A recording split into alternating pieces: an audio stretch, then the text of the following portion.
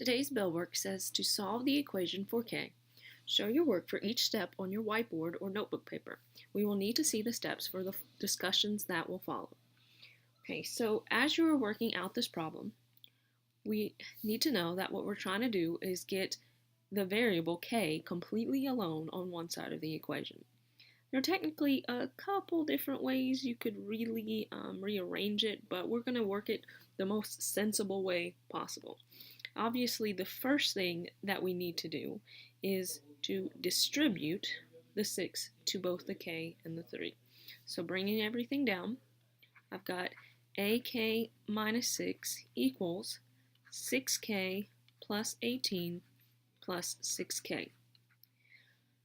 So when we did that, the property that allows us to do that mathematically is the distributive property. You learn about this in like maybe 6th, especially 7th grade. Later when you get to geometry, you're going to have to start doing things called proofs, where you literally have to prove every step that you make in solving an equation or a problem. So what we're about to do here with this problem is kind of like a proof. We're just going to list mathematically the steps or the reasons that allow us to do what we just did. So from the original problem to this next step, so the original problem, step 1, next step, step 2, we can do that by the distributive property.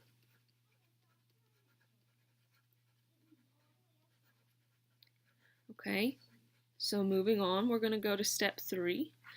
Here, at this point, we should be checking to see if we can combine anything, and I see on the right side of the equation, I have two terms that are just k to the first power, and I need to combine those like terms. So I've got 6k plus 6k, so moving to the next step, I'm bringing everything else down. On the left side is 8k minus 6, and that's equal to 6 plus 6 gives us 12k plus 18. Well, that's not necessarily a property, but what we did during this step is we combined like terms. All right, so the next step, we would need to try and get our variable on the same side of the equation. So I'm either going to move the 8k over to the right or the 12k over to the left. Again, here there's more than one way to do it, but the most straightforward way that I taught you was to move the coefficient that is the smallest. So the smaller coefficient, we've got an 8, we've got a 12. I'm going to move the 8 because it's smaller. So to move the 8 over to the right to be with the 12k, I'm going to minus 8k from both sides.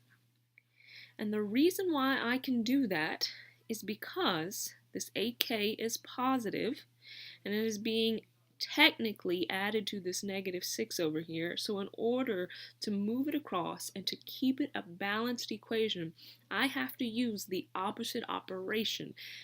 So when we write our next step and our 8k's cancel out and we're left with negative 6 equals 12 minus 8 gives us 4k plus 18.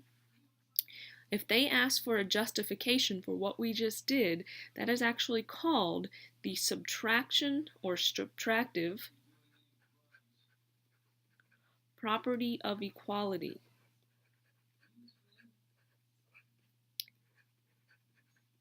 So these properties of equality, these properties that allow us to maintain balance in the equation, most of the time they're just described by what action you took in order to move a term. So this time we took the action of subtraction to move the 8k over, which is why it's the subtraction property of equality. So continuing to solve our problem. Now we're trying to get the constants together so that we can slowly start getting this k term alone. Need to move this 18 to the other side of the equation. On the right side it is being added, so I must do the opposite. I must subtract 18 from both sides. Again, that's coming from this opposite, this subtraction property of equality. So when we get to the next step, negative 6 minus 18, and we get negative 24 equals 4k. That was justified by the subtraction property of equality, and I'm going to abbreviate here, POE, property of equality. All right, our final step here to solve this problem, would be to get the k alone by getting rid of the 4. The 4 is being multiplied by k, so mathematically I can get rid of the 4 by doing the opposite operation, which is division. So I'm going to divide both sides of the equation by 4 and get our final answer. Negative 24 divided by positive 4 is negative 6 equals k. I was able to get that answer by the division property of equality. We divided, which is why it is called the division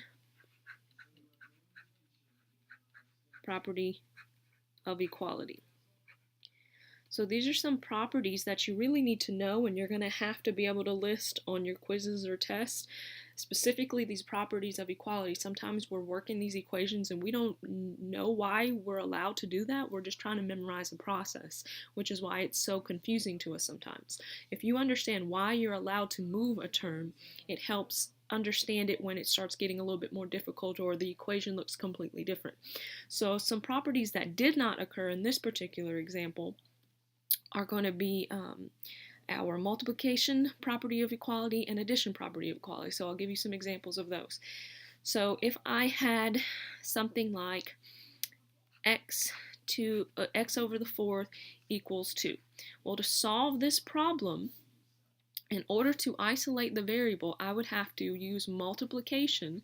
I would have to multiply both sides by 4 to find out that x is equal to 8. Well, the step or the property that allowed me to do that is the multiplication property of equality. I'm just using POE for property of equality. Another example would be if I had something like x minus 5 equals 7. In order to isolate x, I would have to move the 5 over. In order to move the 5 over, I have to add 5 because it's being subtracted. So in order to add 5 to both sides and find out x is equal to 12, I can justify that by the addition property of equality. So the properties of equality are pretty straightforward. It's just the action you took in order to move a term to the other side. But you need to understand that the reason why we're allowed to do any of these things is because of these properties, and these they're just balancing each other out. It's making zero pairs. It's maintaining equivalence. That is something that we struggle to understand. So hopefully moving forward, you'll have a better understanding.